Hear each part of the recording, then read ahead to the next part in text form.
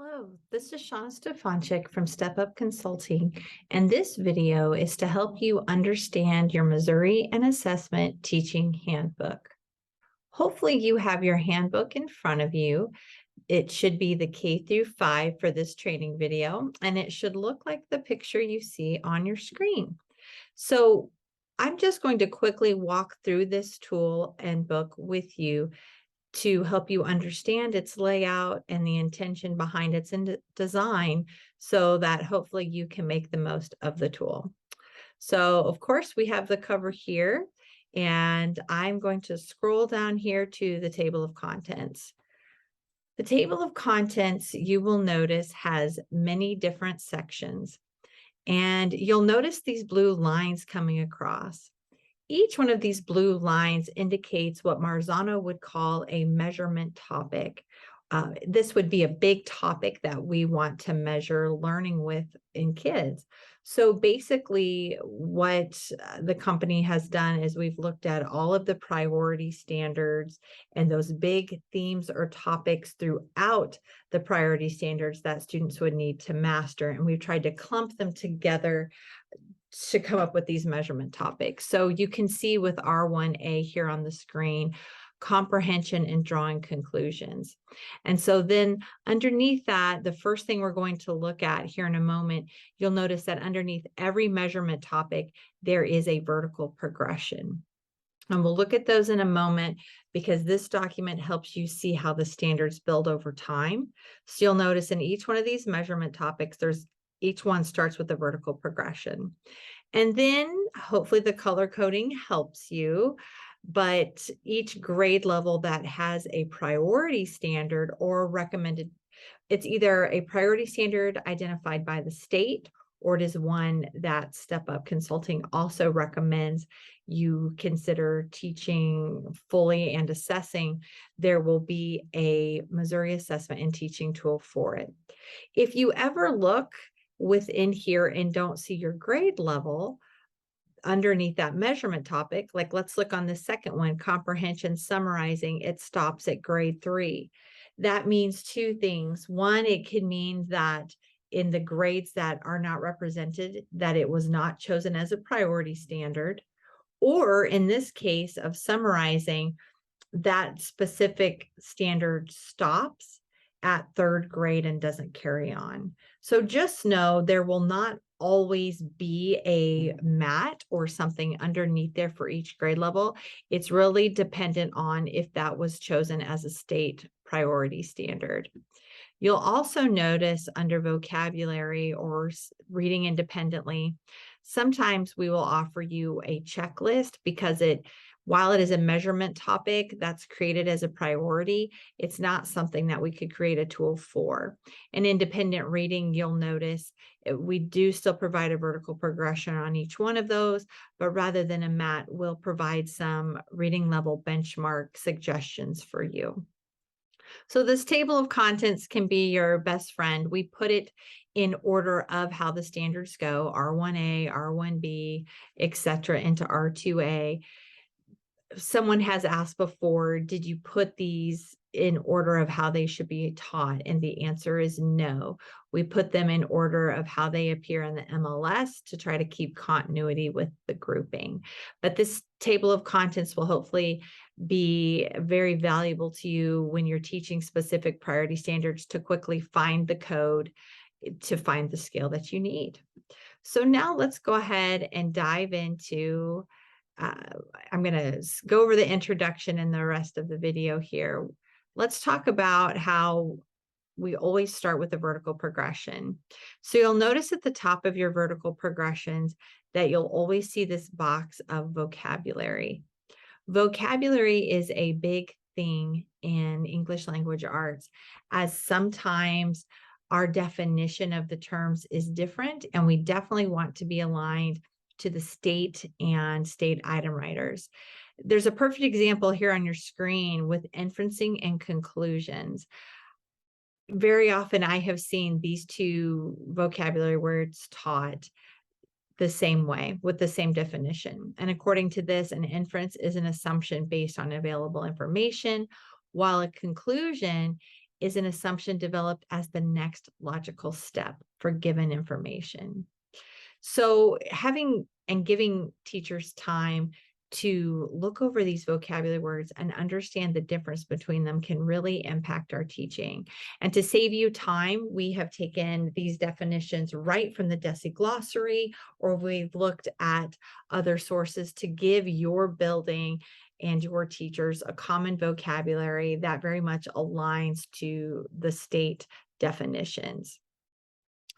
As you go down, then you'll notice the vertical progression of standards, and you'll see this little key right here that talks about, as you look through these progressions, if it's bold, that means DESE recommended it as a priority standard.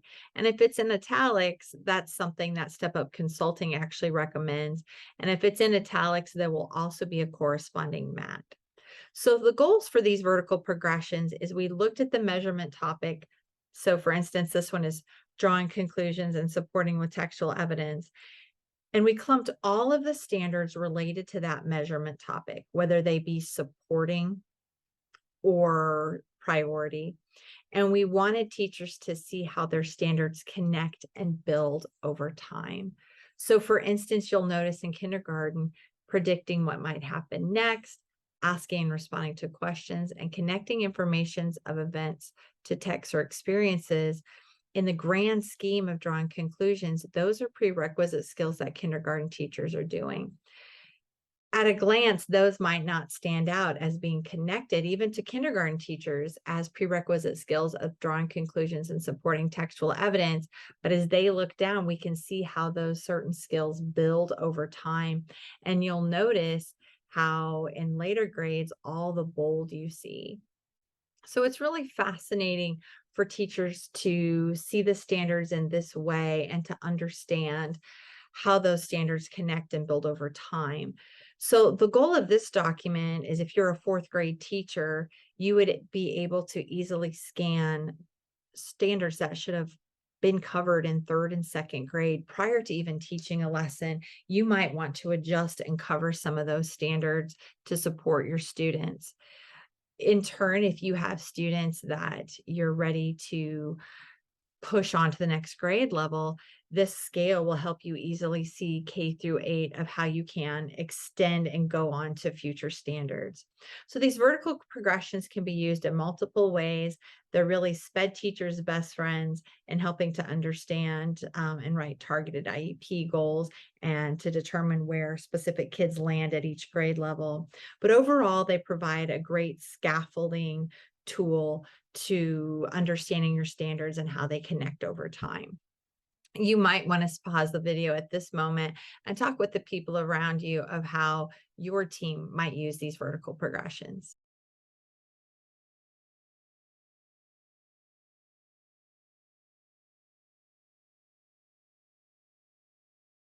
Now let's go ahead and dive into the format of the mats. So we'll start with this kindergarten scale right now.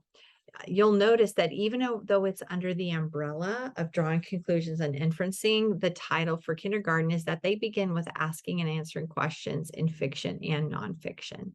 You'll notice the prioritized standard, it's typed out. If this priority standard connects to another mat, we try to indicate that here with parentheses. And if there is a supporting standard that is a prerequisite to being taught to master the priority, we try to include that here as well. You'll notice on the left-hand side that there is a typical Marzano scale, the 4.0, which is going to indicate the standard for the grade level above.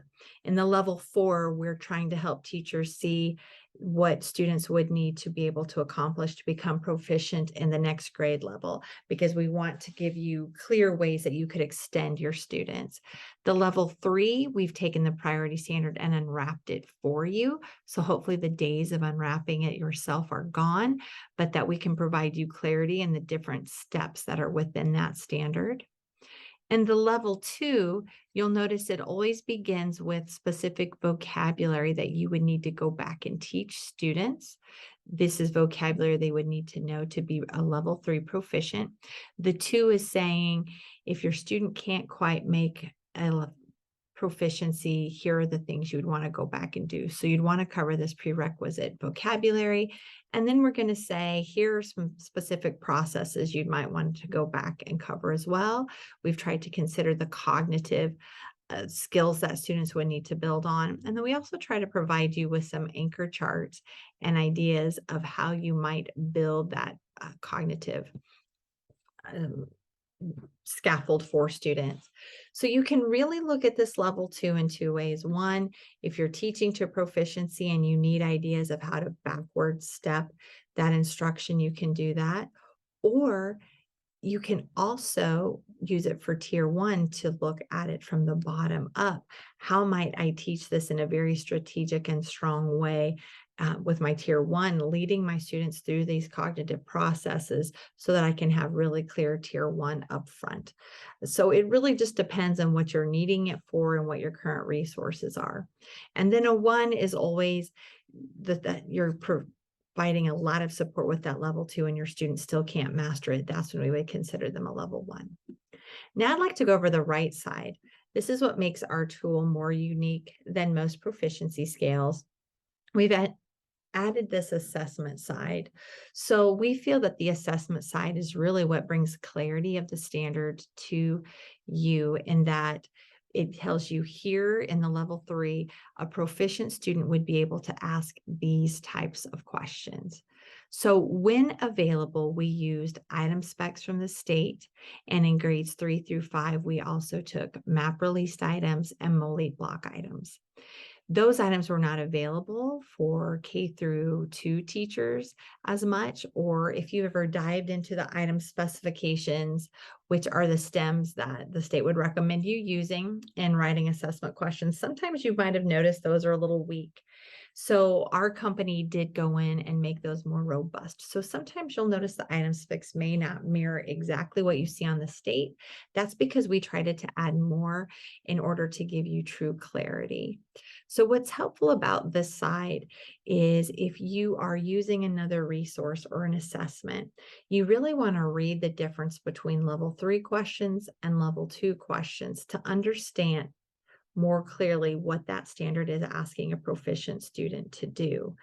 And then this is a great way to also vet your resources and assessments. Does my resource or assessment get to these level 3 type questions?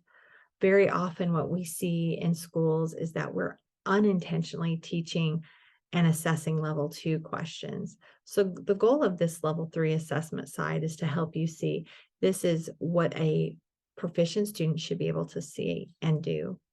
I'm going to go ahead and scroll down really quickly to an older grade standard. So in 4th grade, I just want you to see how it shifts, and that we will even provide screenshots for you of, hey, this is a level 4 type question for that kiddo to answer. Level 3, we're putting the question types right in there for you. So at a glance, you can see, am I asking students? And we want you to consider not only the content, but the question type. Notice this one, circle the sentences from the passage. If you never ask students in unique and creative ways, that could be the very thing that trips them up in mastering it on the state assessment. So we want you to be very aware of different ways that you could be assessing the standard. You'll notice up here, there are some hyperlinks. If you have the digital version, you can click on those, and the hard copy, it's a bit.ly, so you can type it in. What we've done is given you a direct link to that map practice form, and we've told you here are the questions in the session you should look at. And you'll notice those are the ones you typically find here. And then there is the scoring guide. We're just trying to make it very easy for you to grab those questions and find them if you want to get the passage later. So I hope I didn't talk too quickly in this video, and that you have a more thorough understanding of your Missouri assessment and teaching tool, knowing that within each measurement topic, it's always important to start with that vertical progression to understand how your standards build over time. And then you can dive more deeply into the mat to not only understand with clarity what that standard is asking, but under the level 2, be able to have unique ideas of how to provide strong Tier 1 instruction, or how to scaffold instruction if students are still struggling. Please debrief this video with your colleagues on ideas you have of how you might use the Missouri Assessment and Teaching Tool.